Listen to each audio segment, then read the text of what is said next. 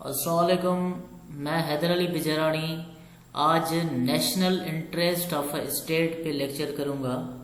اب سب سے پہلے اگر ہم نیشنل انٹرسٹ کی ڈیفینیشن دیکھیں تو اس ڈیفینیشن میں ہی ہمیں سارا نیشنل انٹرسٹ کا کانسیپٹ سمجھ آ جائے گا، مگر ڈیفینیشن سے پہلے ہم ان دو ورڈز کو ڈیوائڈ کرتے ہیں۔ نیشنل مطلب کہ کسی قوم کا، کسی اسٹیٹ کا، اور انٹرسٹ مطلب کہ کسی بھی قوم کے انٹرسٹ۔ اب اگر اس ڈیفینیشن کو اور زیادہ دیکھیں تو یہ ہے کہ national interest can be defined as beliefs, کسی اسٹیٹ کے بلیفز، اس کے ازمپشنز، اس کی ڈیمانڈز کسی بھی چیز کے لیے یا کسی بھی چیز کے لیے کسی بھی پوائنٹ پہ ان کا claim which a state always tries to secure, جس میں اسٹیٹ ہمیشہ اسے سیکیور کرنا چاہتی ہے، ان کی حفاظت کرنا چاہتی ہے، انہیں پرزرو کرنا چاہتی ہے یا ان کو ڈیفینڈ کرنا چاہتی ہے ان ریلیشن وتھ ادر، اسے ہی کہا جاتا ہے نیشنل انٹرسٹ۔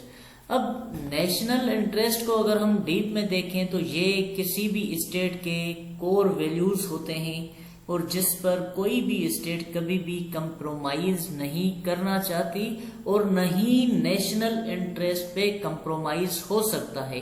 اب دیکھیں، یہ جو میں نے لاسٹ میں پوائنٹ لکھا ہے کہ national interest are always dynamics that keeps changing, اب یہ ایک بڑا مزیدار پوائنٹ ہے کہ بھائی جو نیشنل انٹرسٹ ہوتے ہیں کسی بھی اسٹیٹس کے، وہ چینج ہوتے رہتے ہیں۔ اب یہاں پہ میں آپ کو بڑے ایگزامپل دوں گا جو اس بات کو کے اوپر آپ کے کانسیپٹ بہتر ہو جائیں کہ نیشنل انٹرسٹ چینج ہوتے رہتے ہیں۔ اب یہاں پہ میں سب سے پہلے آپ کو ایک اپنی فیس بک کے آفیشیل پیج پہ دو پوسٹ دکھانا چاہتا ہوں۔ ایک جو پوسٹ جو میں نے 28 سپٹمبر 2020 کو پوسٹ کی تھی اور دوسری پوسٹ میں نے آج مطلب کہ 21 منٹ پہلے پوسٹ کی ہے۔ اب یہاں سے اگر 2020 کی پوسٹ کو دیکھیں، اس میں نے یہ لکھا تھا کہ رچرڈ نیکسن ایک ایسا بندہ جو امریکہ کا پریزیڈنٹ جو حد سے زیادہ کمیونسٹ آئیڈیالوجی کے خلاف تھا، چائنا کے خلاف تھا، مگر وہی بندہ 1972 میں اس نے چائنا کے ساتھ اپنے تعلقات بہتر کیے، کیونکہ ان کی جو نیشنل انٹرسٹ تھی وہ چینج ہو گئی۔ وہ چینج اس لیے ہو گئی کہ وہ رشیا کے ساتھ ان کے کلیشز ہوئے، اس کے بعد چائنا کے لیے اور امریکہ کے لیے یہ ایک انٹرسٹ تھی کہ اب آپس میں تعلقات بہتر کریں، مطلب کہ انٹرسٹ چینج ہوئی۔ اس کے بعد جو ورلڈ وار سیکنڈ اسٹارٹ ہوئی تھی، اس وقت جوزف اسٹیلن نے کیا کیا تھا کہ اس نے اپنے تعلقات جرمنی کے ساتھ بہتر کیے اور جرمن کے ساتھ یہ پیکٹ کیا تھا کہ بھائی ٹھیک ہے، پولینڈ پہ آپ بھی اٹیک کریں، پولینڈ پر میں بھی اٹیک کروں گا، اور ہم دو کنٹری مطلب کہ USSR اور جرمنی کبھی آپس میں نہیں لڑیں گے اس ورلڈ وار 2 میں۔ مگر کیا ہوا، آگے جا کر ان کے انٹرسٹ چینج ہوئے۔ وہی USSR نے جو جرمن کے ساتھ پیکٹ کیا تھا وہ پیکٹ ختم ہو گیا اور انہوں نے USA کو جوائن کیا، مطلب کہ اس انٹرسٹ کیا ہو رہے ہیں، چینج ہو رہے ہیں۔ اب یہاں پہ ایک بات اور میں آپ کو بتا دوں کہ ایران کو جو نیوکلیئر کے کیپیبلٹی بڑھانے کے لیے جو سپورٹ کیا تھا وہ امریکہ نے کیا تھا 1950s میں، 1960s میں۔ اب ان کے پیچھے جو اس وقت نیشنل انٹرسٹ تھا USA کا، وہ یہ تھا کہ اس وقت جو حکومت تھی، جو رضا شاہ پہلوی کی حکومت تھی ایران میں، وہ US بیکڈ حکومت تھی، مطلب کہ اگر وہاں پہ کوئی ڈیولپمنٹ ہوئی تو وہ USA کی ہی مدد سے ہوگی۔ وہاں پہ اگر کوئی بھی اسکیم لانچ کی تو وہ اس میں USA کی مرضی ہوگی، اس میں USA کی ہاں ہوگی۔ مگر اس کے بعد کیا ہوا کہ اس وقت ایران کے اوپر امریکہ کے سینکشنز ہیں۔ کیونکہ جب ایران ریولوشن آیا تو ایران ریولوشن میں USA کی جو بیکڈ گورنمنٹ تھی رضا شاہ پہلوی کی، اس کو گرایا گیا۔ اس کے بعد کیا ہوا کہ USA کے انٹرسٹ چینج ہوئے، USA کے تعلقات اس کے بعد خراب ہو گئے ایران کے ساتھ۔ اب اس تعلقات جو خراب ہوئے، اس کے پیچھے جو میجر جو ریزن ہے وہ یہی ہے کہ USA کی انٹرسٹ چینج ہوئے۔ अब अगर और देखें कि यूएसए और जापान, जो मैंने यहाँ पे लिखा है कि यूएसए और जापान वर्ल्ड वार 2 में, अगर जापान को देखें तो जापान को बड़ा नुकसान जो हुआ वो जापान को हुआ, क्योंकि दुनिया में पहली मर्तबा जो एटम बम गिराए गए हैं वो जापान पे गिराए गए थे। और वो किसने गिराए थे? अमेरिका ने गिराए थे। उस वक्त अमेरिका का ये नेशनल इंटरेस्ट था कि जापान को सरेंडर करवाने के लिए ये चीज करवाई गई। मगर उसके बाद क्या हुआ? उसके बाद 1950s में उससे ही अमेरिका ने जापान के साथ एक ट्रीटी की जिसमें ये मुआहदा किया कि हम आपको सपोर्ट करेंगे चाइना के खिलाफ। मतलब कि अगर चाइना ने कभी भी आपके ऊपर अटैक किया तो हम आपको प्रोटेक्ट करेंगे, यूएसएसआर के खिलाफ आपको हम प्रोटेक्ट करेंगे। मतलब कि देखें कैसे नेशनल इंटरेस्ट चेंज हो रहे हैं।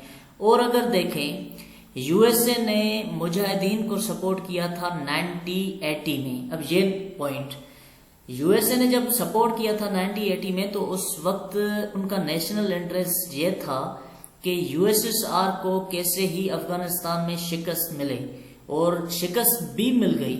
जब शिकस्त मिल गई तो उसके बाद जो अमेरिका था का नेशनल इंटरेस्ट था वो चेंज हो गया। वो कैसे चेंज हो गया कि वो वहां से चले गए, उन्होंने कोई समझौता नहीं किया। जो वारलॉर्ड्स वहां पे मौजूद थे, जिनको इतना बारूद दिया गया, जिनको वेपन्स दिए गए, AK-47 दी गई, उनके साथ कोई भी मुज़ाकरात नहीं की, कोई गवर्नमेंट इंस्टॉल नहीं करवाई, ऐसे ही वो वापस चले। जैसे ही यूएसएसआर वापस गया तो अमेरिका भी वापस चला गया, क्योंकि उनके नेशनल इंटरेस्ट वहां से खत्म हो गए थे। फिर 2001 में जब 9/11 का इंसिडेंट हुआ, फिर अमेरिका के नेशनल इंटरेस्ट ये हो गए कि हम तालिबान के ऊपर कंट्रोल करें। फिर यहाँ पे अगर हम आज की पोस्ट को देखें जो मैंने 21 मिनट पहले की, उसमें मैंने यही लिखा है कि every time history brings reversal. मतलब कि नेशनल इंटरेस्ट की वजह से तारीख में, हिस्ट्री में रिवर्स आते रहते हैं। जैसे अमेरिका और तालिबान 20 साल तक लड़े, और तालिबान का ये मौकिफ रहा कि हम कैसे ही अमेरिका को इस जंग में हराएं, और तालिबान अमेरिका का भी यही मौकिफ रहा कि हम तालिबान के ऊपर कंट्रोल करें।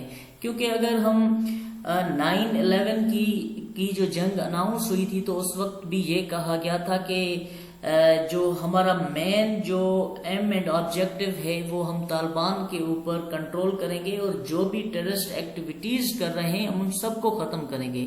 और ये दो कम्युनिटीज या दो मुल्क तो नहीं कह सकते, यूएसए को मुल्क कह सकते हैं, तालिबान को एक पार्टी कहें, ये एक मुल्क और एक पार्टी 20 सालों तक आपस में लड़े, क्योंकि उन दोनों का नेशनल इंटरेस्ट था। मगर अभी इस वक्त दोनों लॉयल्टी प्रमोट कर रहे हैं, किसके खिलाफ? ISIS के खिलाफ।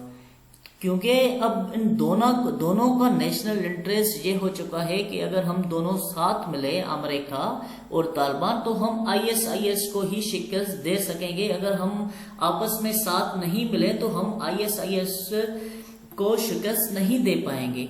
तो मतलब यहाँ पे यही बात समझने की है कि भाई जो नेशनल इंटरेस्ट हैं वो चेंज होते रहते हैं। अगर यहाँ पे अगर हम और ज्यादा हिस्ट्री में देखें तो और हमें ये समझ आ जाएगा कि जर्मनी और फ्रांस या यूनाइटेड किंगडम, ये वो कंट्रीज थी जिन्होंने वर्ल्ड वार 1 को भी इन कंट्रीज ने लॉन्च करवाया, वर्ल्ड वार 2 भी इन कंट्रीज की वजह से हुआ। मगर आज ये दोनों कंट्रीज आपस में, इन तीनों कंट्रीज का इंटरेस्ट ये है कि वो आपस में कोऑपरेटिव हैं, हद से ज्यादा वो पीस प्रमोट करने की कोशिश कर रहे हैं। मतलब कि ये जो भी कुछ हो रहा है दुनिया में वो नेशनल इंटरेस्ट की वजह से हो रहा है, और नेशनल इंटरेस्ट कभी भी एक जगह पे नहीं रहते, वो चेंज होते रहते हैं। अगर हम अमेरिका की पॉलिसी को देखें, अमेरिका को वैसे तो हमने यही सुना है कि भाई डेमोक्रेटिक प्रिंसिपल्स के पीछे ही है अमेरिका, और यही उनका मानना है कि दुनिया में डेमोक्रेसी प्रमोट हो। अगर इस बात को थोड़ा डीप में देखें, नेशनल इंटरेस्ट के पर्सपेक्टिव में देखें, तो ये बात हमें थोड़ी बहुत ठीक नहीं मिलेगी। ज्यादातर कुछ परसेंटेज कहें कि उस बात में ये है کہ امریکہ بھی جو بھی کچھ کر رہا ہے وہ اپنی ڈیموکریسی کے لیے نہیں کر رہا، وہ اپنی نیشنل انٹرسٹ کے لیے کر رہا ہے۔ دیکھیں امریکہ کا ماننا ہے کہ ڈیموکریسی انسٹال ہو پوری دنیا میں، مگر ایران میں جب ایک ڈکٹیٹر موجود تھا رضا شاہ پہلوی، جو کسی الیکشن کے پروسیس میں نہیں آیا تھا مگر سلیکشن کے پروسیجر سے آیا تھا، تو اس وقت ایران کے ساتھ امریکہ کے تعلقات بہتر تھے۔ مگر جب سارے لوگ مل کر انہوں نے جب آیت اللہ روح اللہ خمینی کو اس سیٹ پر لے کے آئے اور یہ کہیں کہ ایک الیکشن تھی، ایک الیکٹو سسٹم بنا، تو امریکہ نے ان کو سپورٹ نہیں کیا، کیونکہ امریکہ کے نیشنل انٹرسٹ اس الیکشن میں نہیں تھے مگر اس سلیکشن میں تھے جو آیت اللہ جو رضا شاہ پہلوی کی حکومت تھی۔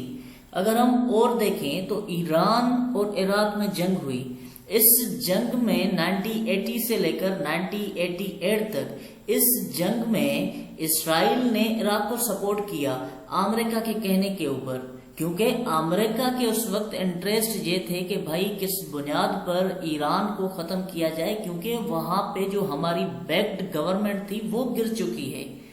مطلب میں جو آپ کو سمجھانے کی کوشش کر رہا ہوں وہ یہی کر رہا ہوں کہ بھائی نیشنل انٹرسٹ چینج ہوتے ہیں۔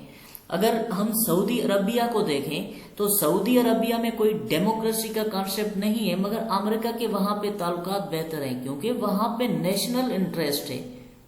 تو نیشنل انٹرسٹ ہی ہے جس کی وجہ سے اسٹیٹ سب کچھ کرتی ہے، اور نیشنل انٹرسٹ جو ہیں وہ چینج ہوتے رہتے ہیں۔ اگر ہم آگے دیکھیں تو اسٹیٹ کبھی بھی نیشنل انٹرسٹ کو ڈائریکٹ اچیو نہیں کرتی۔ نیشنل انٹرسٹ کو اچیو کرنے کے لیے کچھ آبجیکٹیوز ہوتے ہیں جو اسٹیٹ آبجیکٹیوز تیار کرتی ہے اور اپنی فارن پالیسی کے تحت وہ اس اپنی نیشنل انٹرسٹ کو اچیو کرتی ہے۔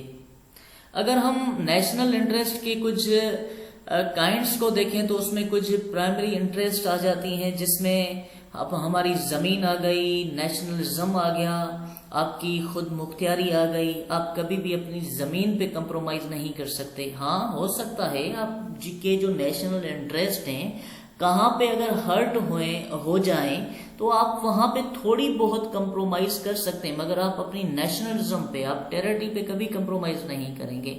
اس کے علاوہ سیکنڈری انٹرسٹ جس میں ہم کنٹریز اپنے لوگوں کی ڈیمانڈ کو دیکھتی ہیں اور جو ان کے لوگ دوسری کنٹریز میں موجود ہوتے ہیں ان کو بھی گائیڈ کرتی ہے، ان کے جو رائٹس ہیں ان کو بھی ریگولیٹ کرنے کی کوشش کرتی ہے۔ یہ بھی ایک انٹرسٹ ہے کسی ملک کا۔ جیسے ہم بہت سی نیوز پیپر میں یہ پڑھتے ہیں، ہمیں سننے کو ملتا ہے نیوز چینل سے کہ بھائی کسی ملک کے جو سٹیزنز سے دوسری کنٹریز میں اگر ان کے اوپر اٹیک ہوا تو اس کنٹری کے جو پرائم منسٹر یا جو آفیشرز ہوتے ہیں وہ باقاعدہ ایک پریس ریلیز کرتے ہیں کہ ہماری کنٹری کے لوگوں کے ساتھ یہ ہوا ہے، آپ ایکشن لیں۔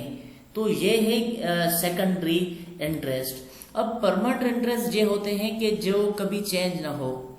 اب 20 سینچری میں جو پرماننٹ انٹرسٹ امریکہ کا تھا وہ کیپٹلزم کو پروموٹ کرنا تھا، USSR کا جو تھا وہ تھا کمیونزم کو پروموٹ کرنا۔